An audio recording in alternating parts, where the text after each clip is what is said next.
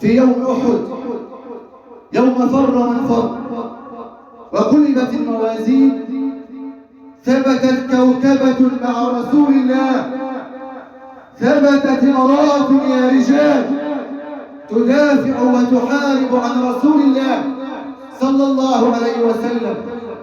يقول النبي صلى الله عليه وسلم: التفت عن يميني فإذا أم عمارة تزود عني، أي تدافع عني.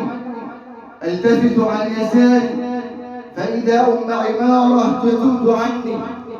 فقلت لها: يا أم عمارة، من يطيق ما تطيقين يا أم عمارة؟ سليني يا أم عمارة.